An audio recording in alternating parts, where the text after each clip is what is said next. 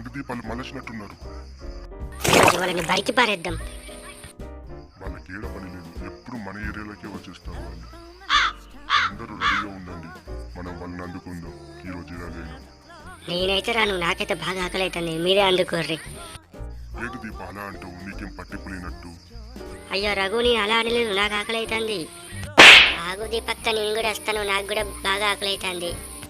ఇక మీరందరూ ఒకరికొకరికి తప్పించుకుంటూ పోతే నేనేం చేయాలి? నేను కూడా వస్తాను, ఉండుర్రి.